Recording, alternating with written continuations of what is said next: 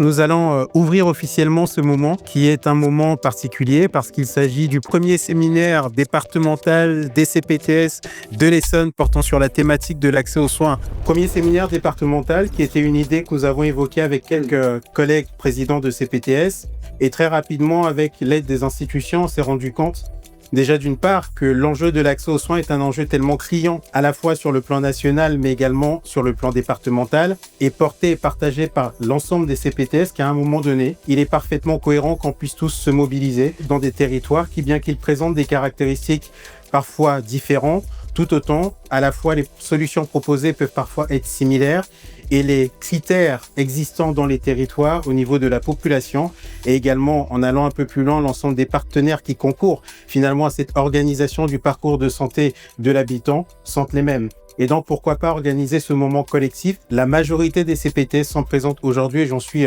particulièrement heureux. Mais au-delà de ça, c'est beaucoup de professionnels de santé qui nous ont rejoints et toujours énormément de partenaires du parcours de santé de l'habitant qui sont présents aujourd'hui. Nous en sommes très heureux parce que ce type de moments sont importants dans les territoires aujourd'hui et je crois que dans la tendance et dans la direction dans laquelle nous allons, il va être extrêmement important de les renouveler et de les animer le plus souvent possible parce qu'ils nous permettent de nous retrouver, de partager, de décloisonner et surtout de permettre à l'ensemble des partenaires ici présents de vous rencontrer parce que c'est finalement avec vous, quelque part, que ce fameux parcours du patient se construit et votre présence est extrêmement importante ainsi que la leur pour qu'il puisse y avoir cette rencontre et cette mobilisation territoriale. Donc je pense que nous avons tous plein de choses à faire sur les sujets de la santé et je suis ravie d'être là avec vous aujourd'hui. Moi, je crois que dans les priorités, il y a quand même beaucoup la question du lien des parcours ville-hôpital. Je crois avoir compris que cette salle, c'est celle du centre de vaccination. C'est là où tout a commencé. Et donc, voilà, il faut qu'on reste dans cet esprit. On a besoin, en matière de santé, d'apporter des réponses avec l'ensemble des acteurs du territoire. Et en tout cas, la CEPAM, elle soutient ça. Et c'est aussi pour ça qu'elle finance les CPTS. Compte beaucoup sur le fait que, voilà, on arrive à lancer une dynamique aussi de coopération large. Il n'y a pas besoin de créer des structures, mais des échanges entre les CPTS, c'est probablement quelque chose qui va nous aider à préparer l'avenir. On parle de désertification médicale, encore plus accentuée en Île-de-France, encore plus accentuée dans des ex-villes nouvelles comme les nôtres. Ça peut paraître un peu contre-intuitif, mais enfin le rapport à l'échelle régionale médecins-habitants nous est quand même très défavorable. Il l'est encore plus en Essonne qu'il ne l'est ailleurs, et c'est un paradoxe, il l'est encore plus dans des villes capitales comme la nôtre qu'ailleurs, puisque nous sommes issus d'une ville nouvelle construite dans les années 70.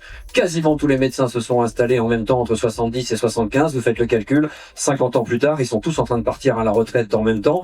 Et quand on sait qu'aujourd'hui, pour remplacer ne serait-ce qu'un généraliste, il faut en moyenne, c'est les chiffres plutôt ARS et plutôt ministère de la Santé, il faut 2,4 médecins généralistes pour remplacer un médecin généraliste des années 70-80 qui, en termes de plage horaire, d'engagement, faisait un travail fondamentalement différent de ce qu'il y a aujourd'hui. Je pense que votre réunion et la création des CPTS, c'est la démonstration tout à fait différente qu'il va falloir user des moyens nouveaux, faire différemment, être particulièrement créatif, créer et faire vivre des réseaux, recréer la santé sur notre territoire, tous ensemble. Et je pense que l'un des enjeux d'une réunion comme celle d'aujourd'hui, qui en appellera forcément, cher Herman, beaucoup d'autres par la suite, c'est aussi un moyen d'être de véritables partenaires et de créer cette nouvelle offre de santé. Je voudrais commencer par vous demander, j'espère que vous allez bien. J'espère que vous allez bien parce que c'est une question qu'on pose rarement à ceux qui prennent soin des autres. Et clairement, cette question de la qualité de vie au travail des soignants, la santé mentale aussi des soignants, c'est une question importante. Et donc, j'ai hâte des conclusions de cette table ronde pour que ça puisse nous tourner vers l'action sur l'année 2026. Clairement, aujourd'hui, c'est la preuve que l'on peut pas réussir à répondre aux besoins de soins des personnes sur le territoire sans travailler tous ensemble. Et moi, je suis fier du travail que tu as lancé, Herman, que la CPTS a lancé, et vraiment, encore une fois, ça mérite tous les applaudissements aussi des CPTS qui sont dans la salle, parce que on n'a pas l'habitude depuis la création des CPTS, est-ce que les CPTS travaillent toujours toutes ensemble? Et ça, c'est en train de changer. Et ça change parce que à la tête des CPTS, dans les bureaux des CPTS, il y a des hommes et des femmes qui ont envie de se tourner vers le territoire voisin et qui ont envie de bosser ensemble, toujours au service du patient. Et ça, c'est un élément très important. Je veux vraiment vous remercier pour ça et vraiment, c'est comme ça qu'on arrivera à faire la différence. Merci à nos chers institutionnels et collectivités de territoire. Nous allons maintenant aborder le dur de la journée, c'est-à-dire les différentes tables rondes avec les thématiques. Mais avant cela, vous dire également que cette journée sera ponctuée par diverses interventions en filigrane. En premier lieu, Evie Moon, qui est présent ici, qui est un artiste qui va pouvoir sublimer, retranscrire l'ensemble de ce qui aurait été dit durant cette journée de manière un peu visuelle, mais également artistique, de manière à donner corps autrement, à savoir aux rendus qui auront été faits de cette journée. Également, à 12h30, l'intervention d'une poétesse, je n'en dirai pas plus, qui est une autre manière de sublimer une difficulté que nous rencontrons tous sur le territoire et dont j'espère on pourra également tirer quelque chose. Grande question que cette thématique, santé et bien-être des soignants, l'attractivité du territoire passe-t-elle par la qualité de vie au travail?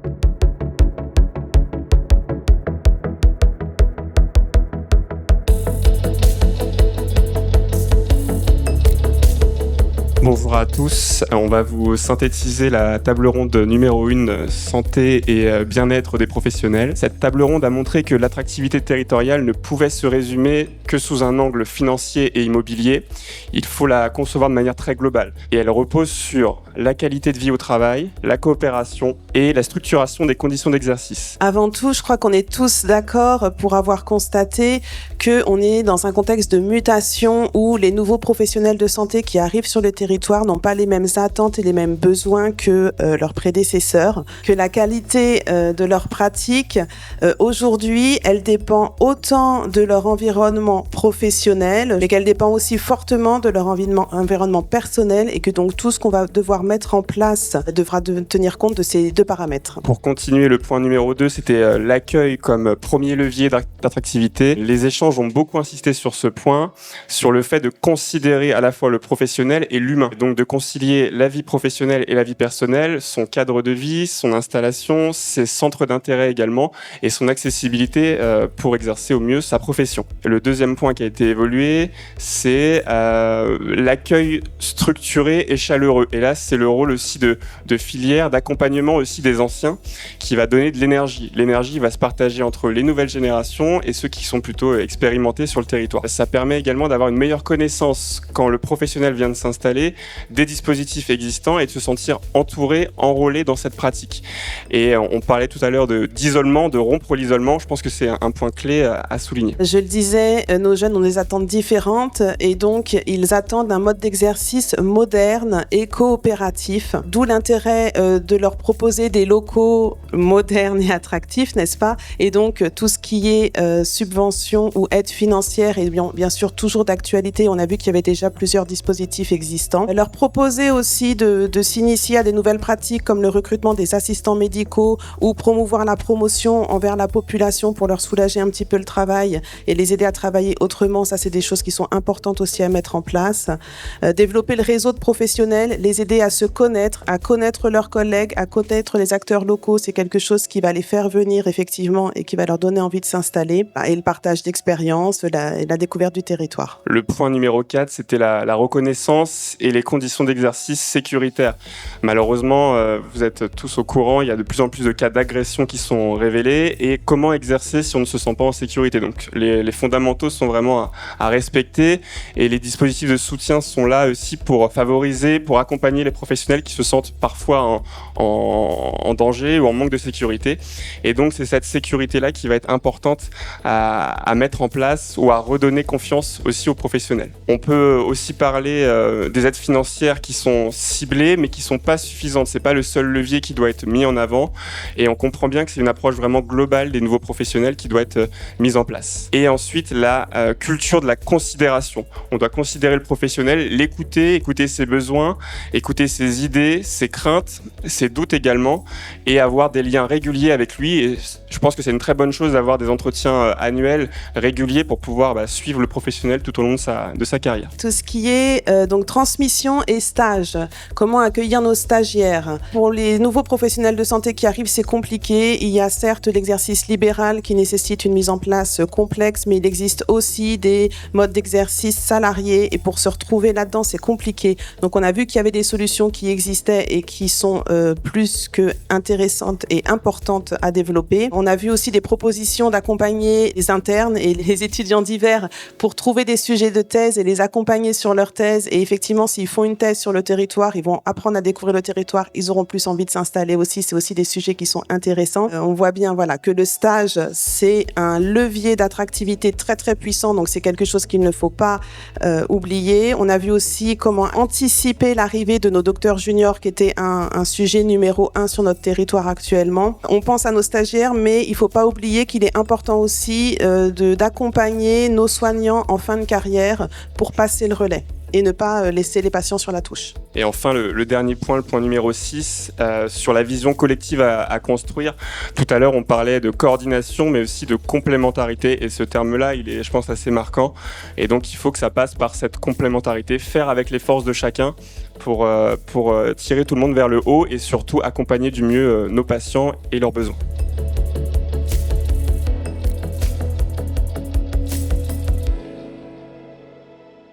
Comment les CPTS peuvent-elles garantir l'accès aux soins de la population dans un environnement complexe et en mutation ?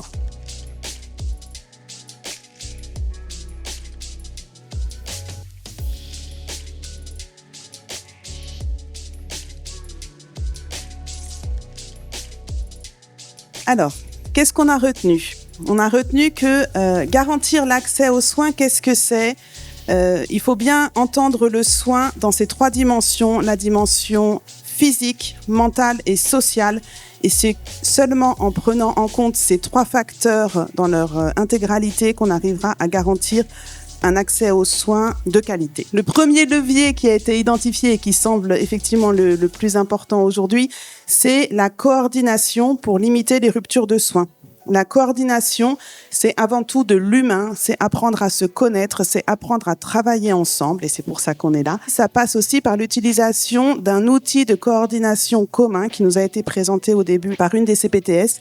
Et c'est vrai qu'on ne peut pas communiquer ensemble si on n'a pas un outil commun pour communiquer. Ça te semble la base, mais c'est effectivement extrêmement important. La coordination, pourquoi ? La coordination pour sécuriser les liens ville-hôpital. On a vu qu'un des atouts qu'on pouvait avoir pour faciliter ce levier-là, c'est d'avoir un professionnel hospitalier au sein des CPTS. Le but étant de faciliter l'adressage des patients. On a vu qu'il y avait des numéros de contact direct des hôpitaux qui avaient déjà été transmis et mis en place, et toujours l'utilisation d'une plateforme de coordination commune entre la ville et l'hôpital, parce que sans cet outil indispensable, il est très compliqué de créer du lien. La coordination également pour les sorties d'hôpitaux. On a vu qu'il y avait des filières qui étaient déjà mises en place avec les Prado, avec les réseaux de soins comme RKBE et avec les CPTS. La coordination ville-hôpital aussi, des propositions ont été faites là aussi sur des bilans de médication qui peuvent faciliter cette coordination, ou de l'ETP commun ville-hôpital, ou en tout cas quelque chose à réfléchir autour de l'ETP également. La coordination également pour faciliter l'accès aux médecins traitants, qui est un de nos sujets majeurs également. On a vu qu'il y avait des solutions qui existaient en lien avec la masse d'un service de l'assurance maladie. On a vu aussi d'autres solutions qui étaient proposées, qui passaient par la prise en charge des soins non programmés pour arriver à trouver un médecin traitant aux patients. C'est d'autres possibilités possibles. Et là encore, une plateforme de coordination commune est indispensable pour réussir à développer ce biais-là. La coordination pour la prise en charge des patients complexes. Alors moi, j'ai beaucoup aimé cette phrase, je l'ai notée. Il faut repérer le maillon manquant plutôt que de surcharger le parcours patient. Et c'est là tout le rôle du DAC. Donc, garantir l'accès aux soins par la coordination, c'est primordial. Mais c'est quand même pas facile quand il faut s'adapter à un environnement en perpétuelle mutation et où il faut s'approprier des outils numériques et où on est souvent perdu et c'est compliqué. Mais on a vu que là aussi, il y avait des solutions qui existaient grâce au Cézanne, qui permet l'accompagnement en e-santé et aussi un accompagnement pour les attaques, les cyberattaques. On a vu que là, les CPTS avaient leur rôle à jouer et le Cézanne venait en appui. Et le troisième levier pour l'accès aux soins qui a été identifié ce matin, c'est la formation des professionnels de santé qui semble indispensable effectivement. Du coup, pour conclure, cette table ronde a montré que garantir l'accès aux soins ne relève plus de réponses individuelles, mais d'une organisation territoriale solide, fondée sur la coordination, le partage d'informations et l'articulation entre villes, hôpitaux et institutions. Les CPTS en lien étroit avec les DAC, la CEPAM, les réseaux et les hôpitaux démontrent qu'elles peuvent faire évoluer les pratiques, construire des parcours fluides et proposer des solutions concrètes aux patients comme aux professionnels. Le défi reste immense, mais les exemples présentés montrent que les leviers existent et que la dynamique collective du territoire est déjà en marche. Avez-vous déjà entendu, parfois, le silence parler? Avez-vous vu la lumière s'y mettre à chuchoter? Sous ce voile d'apparente légèreté, combien d'âmes se sont brisées sans jamais se révéler? Combien de larmes ont glissé, sans bruit, derrière un masque, une blouse, dans l'ombre de la nuit? Voyez-vous, mesdames et messieurs, dans la poussière des heures et des veilles, certains restituent la dignité à ce que l'époque, elle, dérobe à merveille. À l'heure où l'égoïsme trace ses routes sans émoi et fait de l'indifférence la plus puissante de nos lois, il y a, malgré tout cela, quelques âmes vouées à soulager la joie. Et c'est vers elles que se tourne désormais ma voix. À ceux qui veillent quand le monde décide de s'absenter, à ceux qui redressent les êtres que le destin avait courbés, à ceux qui persistent à aimer là où tant d'autres ont renoncé. Approchez, écoutez, car ce soir ce message vous est délivré à travers ce fil qui renaît le soin à l'humanité. 5 heures du matin, il est l'heure d'y aller. Le service semblait attendre et il fallut s'activer. D'un geste devenu réflexe, elle enfile sa blouse et s'avance dans l'aurore à la force qu'elle épouse. Sur le chemin, la ville bâille encore. Elle arrive en ce lieu où les sièges portent l'usure des corps. Entre ces murs où la lumière s'use à force d'espérer, on raccommode le monde sans jamais prétendre le réparer. 6h10, c'est l'heure du café. Un rituel devenu presque sacré. Les collègues sourient d'un sourire qui sait. Entre eux, peu de mots.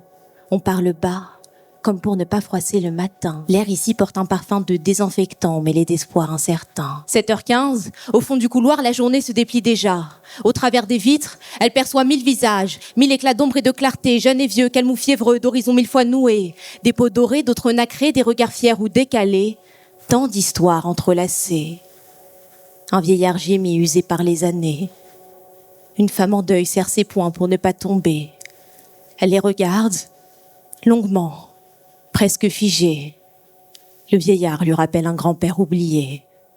Les heures défilent, une perfusion à reprendre, un dossier à compléter. Encore une journée de plus à combler des absences sans fin, à courir, à pallier, à suppléer quand trop peu sont sur le chemin. Les tâches qui s'accumulent, les heures pressées, la détresse à dompter. Et elle, délaissant les appels de son être épuisé. Voyez, mesdames et messieurs, parfois, elle se souvenait de ces soirs aux fenêtres, où le pays tout entier semblait pouvoir la remercier. Mais les applaudissements des jours passés ont cessé, c'était peut-être là, sa seule fraternité. Et dans l'ombre de ce silence qui n'en finit pas, rejaillit la mémoire de l'enfant qu'elle fut autrefois. Petite, elle rêvait de sauver des vies, croyant qu'en soignant, on pouvait toucher à l'infini. On disait d'elle, elle a la vocation, comme si c'était un don, un trait de perfection. Tu tiendras, tu donneras, tu iras au-delà de toute passion, disait-on. Convaincue qu'une telle dévotion suffirait à rendre ses journées légères et à combler ses horizons. Mais personne autour d'elle ne s'enquit de ces nuits sans sommeil, de cette fatigue qui s'incruste dans les os jusqu'à ressembler à une seconde peau, comme si la vocation par miracle immunisait du doute, de la peine et de l'épuisement, comme si la vocation elle seule dispensait le monde de la regarder vraiment. Mais nul ne traverse cette vie sans emporter un jour la vérité. Elle a été touchée de la maladie de notre époque, celle si difficile à diagnostiquer. Et cette maladie, mesdames et messieurs, ce n'est pas le corps qui ploie, c'est le lien qui se défait, la fraternité laissée aux abois. Elle a soutenu les vies, les âmes et toutes les détresses, jusqu'à ce que l'ombre du monde s'invite dans sa jeunesse. Alors vous l'aurez sans doute compris, ce récit que je vous livre aujourd'hui s'achève dans le silence de la vie. Le rêve d'enfant est devenu fardeau, et le don, lentement, en oubli s'est fait tombeau. Elle s'appelait Claire, un nom trop lumineux pour la vie qu'elle portait. Elle accueillait la douleur des autres, ignorant que sa propre peine grandirait entre les nôtres. Si Claire s'efface ici, c'est afin que vous apparaissiez, et en elle quelque chose de votre être puisse se révéler. Ce n'est pas sa fin que nous devons mesurer, mais ce qu'elle expose en creux, de nos forces, nos dérives et nos fragilités. Chère assemblée, laissez-moi m'interroger sur une énigme qui traverse vos journées. Un paradoxe, ma foi, difficile à appréhender. Vous offrez l'humanité sans compter. Vous la versez dans les vies que vous croisez. Et pourtant, bien souvent, vous avez l'impression qu'elle ne vous parvient jamais. Vous avancez isolés comme des lucioles dispersées, persuadés que vos nuits ne peuvent être devinées. Vous portez vos heures, vos peines, vos silences et croyez que personne ne perçoit votre souffrance. Et pourtant, regardez autour de vous d'autres brillent pareils et chacun porte en soi ce qu'il adviendra des merveilles. Alors souvenez-vous, quand tout semble se noyer, nul mieux que vos semblables ne peut vous éclairer. Une luciole voit toujours une autre luciole briller. Les lucioles, quelle belle image pour vous suggérer qu'ainsi la communauté n'est de l'effort pour se relier. Elle exige la volonté de chaque lumière singulière, sans lequel l'espace du commun demeure froid et précaire.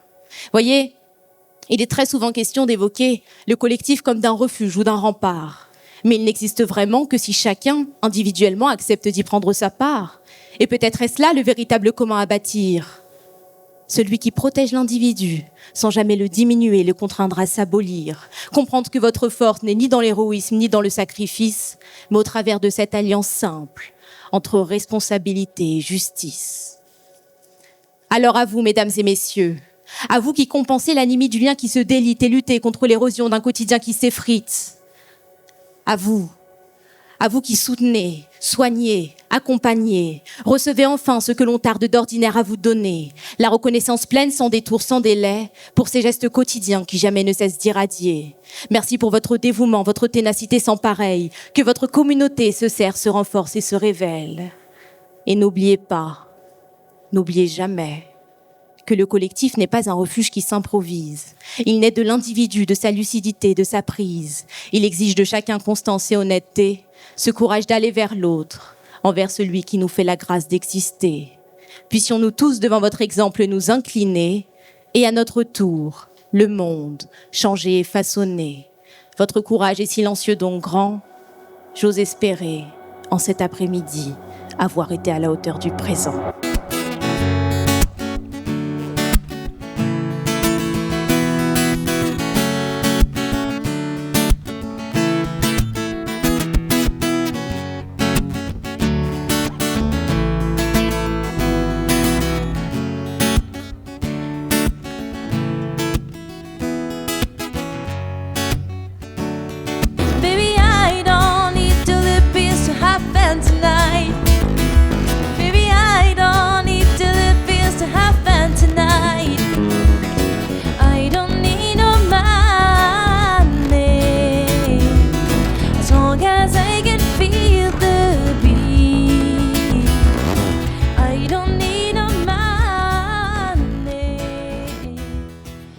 La question d'ouverture de cette dernière table ronde est de quelle manière le SAS 91, en partenariat avec les CPTS, peut-il fluidifier l'accès aux soins non programmés et soulager les services d'urgence hospitalière tout en renforçant la coopération entre l'hôpital, le SAMU et la médecine de ville pour le bénéfice des usagers. Qu'est-ce qu'on a retenu de tous ces échanges pour vous? Tout d'abord, il y a eu une présentation du SAS qui a été faite. Je ne vais pas tout reprendre en détail, mais il me semble qu'il y a certains points qui ont été cités et qui sont importants à retenir. Tout d'abord, le SAS, c'est une possibilité de prise en charge en 24 heures des soins non programmés avec des rendez-vous proches du domicile. Il faut retenir qu'il y a un filtre prioritaire qui est mis en application et qui dépend du cas. Le filtre peut être soit en fonction de la distance, soit en fonction de la durée de l'intervention, suivant les cas qu'ils reçoivent. Je pense qu'il est important de retenir aussi que pour éviter cet effet d'aubaine, que pour les médecins, les prises en charge sont bloquées à 20 prises en charge hebdomadaires par médecin et qu'il y a une recherche aléatoire des médecins disponibles autour du patient qui est effectuée pour que ce ne soient pas toujours les mêmes médecins qui soient sollicités. Et le dernier point qui me semble important à retenir, c'est que le médecin traitant est toujours pris en compte et toujours sollicité pour toutes les recherches de demande de SNP à travers le SAS. Ensuite, vous avez beaucoup parlé donc du développement du SAS, de l'avenir du SAS. On voit bien que tous les points qui ont été cités tournent autour de cette fameuse notion de coordination qu'on entend depuis ce matin et qui est, je pense, le centre de toutes les solutions possibles et surtout des missions des CPTS, et c'est pour ça qu'on est là. Mais voilà, quelques points de vigilance pour ce développement du SAS.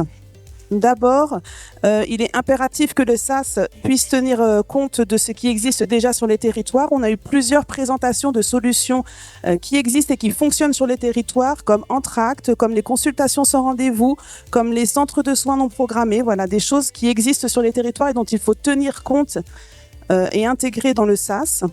Un autre point de vigilance, c'est qu'il va falloir envisager une montée en puissance coordonnée. Il a été présenté que ça sert à rien de recruter trop d'effecteurs si on n'a pas assez de demandes. Parce que si les effecteurs, ils bloquent des créneaux ou ils proposent des créneaux et qu'on leur donne jamais de patients, ils vont en avoir marre, ils vont abandonner. Et d'un autre côté, il faut pas recruter trop de patients tant qu'on n'a pas d'effecteurs, parce que ne pas avoir de solution à proposer quand les gens appellent le 15, c'est pas une bonne solution non plus. Donc on voit bien que là aussi il y a une vraie coordination à faire pour la montée en puissance du SAS, et j'ai noté aussi d'être vigilant à ne pas surcharger la ligne du 15 pour qu'ils puissent continuer à prendre en charge les urgences également. Un autre point de vigilance sur le déploiement du SAS, c'est qu'il faut qu'il soit une porte d'entrée vers autre chose. Il ne faut pas envisager le SAS comme une solution de soins non programmés pure, mais pour des cas peut-être un peu plus complexes ou un peu plus touchy, il faut pouvoir que le SAS se coordonne vers un parcours coordonné, enfin que ce soit la porte d'entrée vers autre chose, et ça il faut le garder en tête aussi. Ouais, le point clé, c'est effectivement, on y était, le recrutement des effecteurs. Actuellement, pas encore assez d'effecteurs du SAS par rapport à toutes les demandes qui existent. Il va falloir intensifier la communication. Je pense que les CPTS, on a un rôle crucial à ce niveau-là. Il y a un point de vigilance qui nous a été donné, c'est qu'il faut une bonne communication vis-à-vis des médecins et qu'ils aient conscience qu'il ne faille pas s'inscrire dans le SAS seulement au niveau 2, parce que ça risque d'orienter des patients vers un médecin loin de chez eux ou hors du secteur de la CPTS, parce que si les médecins se mettent qu'en niveau 2, ils seront sollicités que forcément au deuxième recours, et c'est pas forcément ce qui est souhaité non plus. Donc dans la communication, il faudra bien appuyer l'importance pour les médecins de se positionner en niveau 1 du SAS.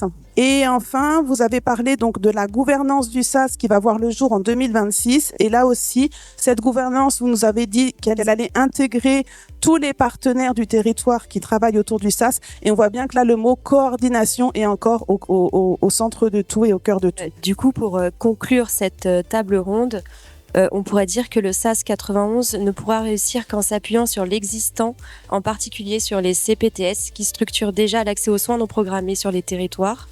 Il faut rappeler que le SAS, médecine générale, du coup, appartient aux médecins libéraux. C'est leur outil, pensé pour valoriser leur travail et mieux orienter les patients. Son déploiement doit donc respecter un principe clé. Chaque médecin s'implique à hauteur de ce qu'il souhaite, dans une dynamique collective portée et facilitée par les CPTS. Et en articulant l'engagement des libéraux et la coordination territoriale des CPTS, le SAS pourra probablement améliorer les parcours et soulager les urgences. Aujourd'hui, donc, nous avons reçu les 13 CPTS et quasiment 220 personnes. Tout le monde s'est mobilisé, tout le monde a pu témoigner, y mettre sa patte et son expertise. Donc voilà. Très satisfaite de cette journée. Et quoi de mieux que de pouvoir se réunir et de réfléchir collectivement à ces mêmes enjeux, parce que chacun sur son territoire vit les difficultés, mais finalement, lorsqu'on se rassemble, on se rend compte qu'on se ressemble quelque part dans les difficultés que l'on rencontre, et donc des embryons de réponses peuvent être trouvés ensemble. Et aujourd'hui, ce que j'appelle de mes vœux, c'est que l'ensemble de ces démarches, de ces séminaires se reproduisent de manière rituelique, presque je dirais, sur le territoire, parce que c'est ça qui va redonner un élan, et je crois qu'on en a besoin de cette énergie, de cette force, de cet élan pour faire face aux enjeux qui arrivent aujourd'hui. Moi, je trouve que c'est une très belle réussite, cet événement. On le voit aussi par la diversité des partenaires présents. On travaille depuis des années, mais on ne se connaît pas. Et donc, c'est le moment de prévoir un meilleur échange pour l'intérêt des patients. Et l'interdisciplinarité, en fait, c'est très important de trouver autour différentes disciplines au sein de départements réunis aujourd'hui sur une journée. Ce qui était inenvisageable il y a 2-3 ans le devient par la force du temps, par la désertification, par le fait que malgré tout la population vieillit, la population augmente et que l'offre est drastiquement moins importante. Quand on remplace un médecin généraliste des années 80, puisque c'est à peu près la jauge des départs à la retraite d'aujourd'hui, il faut 2,4 médecins et on voit bien à l'échelle l'échelle de l'Union nationale, que les moyens ne sont plus ceux qu'on avait hier, et que donc, de toute façon, il va nous falloir collectivement inventer. Alors, l'accès est compliqué parce qu'il y a une énorme demande. L'offre de soins n'est pas explosive et la demande est de plus en plus importante. Et plus on a de partenaires qui travaillent ensemble, plus on a la possibilité de prendre en charge correctement nos patients avec une offre de soins plus diversifiée. Ça permet quand même d'échanger avec les autres CPTS, les autres présidents, d'avoir pas mal d'idées en fait par rapport aux futurs projets qu'on a théorisés. Moi, je voudrais vraiment insister sur le fait que les CPTS sont pour nous des éléments très moteurs sur la construction du parcours de soins. Le CPTS a été créé il y a 5 ans et on voit des résultats. On voit qu'il y a des patients qui n'avaient pas de médecin traitant qui ont maintenant un médecin traitant. On voit que l'accès de soins est plus important maintenant qu'il y a 5 ans. Non, c'est une vraie opportunité qu'offrent les CPTS parce que la coordination permet justement de relier les acteurs. C'est une vraie force que nous apporte les CPTS, surtout quand elles travaillent ensemble. Et c'est vrai qu'on a énormément de ressources sur le territoire, mais malheureusement l'offre est un peu dispersée.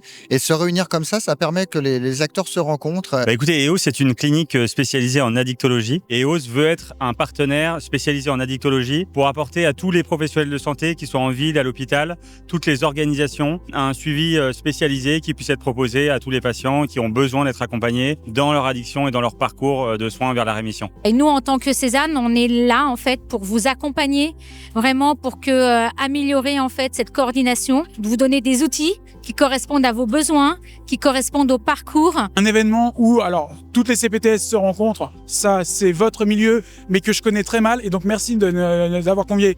Pour ma part, le SAMU, parce que on est à mi-chemin entre la ville et l'hôpital. On fait partie des deux et on connaît pas très bien la ville. Au centre de tout ça, il y a la population essonnienne et que on agit tous pour la population essonnienne. Écoutez, au nom de toutes les CPTS, de tous ceux qui sont rassemblés ici, un sincère remerciement pour votre présence. Présence très patiente également tout au long de la journée jusqu'à cette heure-ci. Merci beaucoup. Je trouve que ce premier séminaire départemental des CPTS de l'Essonne portant sur la thématique de l'accès aux soins était une réussite. Réussite déjà également parce que vous étiez au rendez-vous. Beaucoup de partenaires exposants et je le répète, votre présence est très importante parce que en fait les tissus du territoire se renouvellent régulièrement et donc il y a toujours besoin de cette interconnaissance entre les acteurs pour que derrière il puisse y avoir de la coordination et des projets qui se mettent en place. Vous étiez quasiment 200, un peu plus que quasiment 200, plus de 200, plus que ce qu'on avait au gala la fois dernière et c'était déjà très bien. C'est un deuxième signe fort également, c'est qu'il y a un besoin en fait simplement de réchauffer les liens dans les territoires, de recréer un peu de rapport et de partager ensuite la discussion sur des sujets qui sont des difficultés ressenties, mais quitte à galérer, pourquoi galérer tout seul dans son coin, autant le faire en partage et retrouver ce fameux sentiment d'appartenance, de communauté. On s'appelle tous communauté professionnelle territoriale de santé, accompagnée par le conseil départemental, l'agence régionale de santé, l'assurance maladie. Et il est temps maintenant qu'on puisse se ressentir véritablement en communauté et je crois que face à ce qui arrive en tout cas, il n'y a sans doute que la communauté qui va nous préserver et nous donner en fait un corps un peu plus fort pour pouvoir tenir et proposer des choses. J'espère également avec l'ensemble des partenaires présents que de la restitution de l'ensemble des tables rondes de cette journée, il restera quelque chose. En tout cas, un travail attentionné a été fait déjà de par les rapporteurs collectivement, qui ont consigné et synthétisé l'ensemble des échanges, mais également Evie Moon qui nous a fait une trame visuelle qui est extrêmement parlante et qui pourra être exploitée ensuite et qui pourra ensuite être diffusée. De nouveaux projets ACI vont être signés pour 2026, peut-être ou peut-être pas, que certains éléments se retrouveront à l'intérieur des projets. Quelque part, c'est le vœu pieux que tout ça donne quelque chose qui apparaisse ensuite dans les ACI ou simplement soit porté par 1, 2, 3 CPTS qui décident de se rassembler, de travailler ensemble sur certains sujets. Un dernier élément également qui serait pour une notion de perspective. Je trouve que ce premier séminaire a été un franc succès. J'appelle de mes voeux et je pense que nous tous, que cet événement puisse se reproduire, peut-être l'année prochaine sur un autre territoire, mais on pourrait même aller un peu plus loin, imaginer quelque chose. Pourquoi pas avec le conseil départemental qui pourrait se saisir de nous rassembler cette fois-ci, parce que j'ai entendu tout à l'heure que le président du Rouvray travaillait sur ce sujet-là.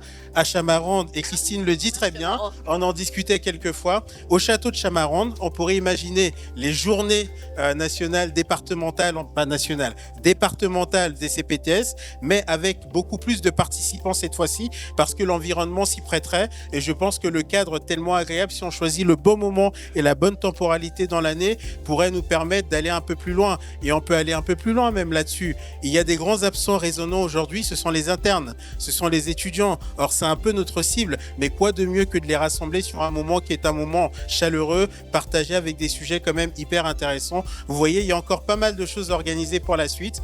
En tout cas, en attendant, mille merci, j'ai été ravi de votre présence et de cet événement, et je remercie encore sincèrement l'ensemble des organisateurs, Adelette, Yahi, Johanna, qui ont mouillé le maillot, comme on dit, pour que ça fonctionne, mais également l'établissement hospitalier, le GHNE, le centre hospitalier sud-francilien, avec le docteur Desclés, avec la participation, le soutien de l'ARS, de la CEPAM, Madame Ferreira, Madame Lemarec, qui ont aidé à la co-animation. Vous le voyez, c'est un travail collectif qui a donné de bons résultats aussi. Continuons comme ça, tout simplement. Merci beaucoup.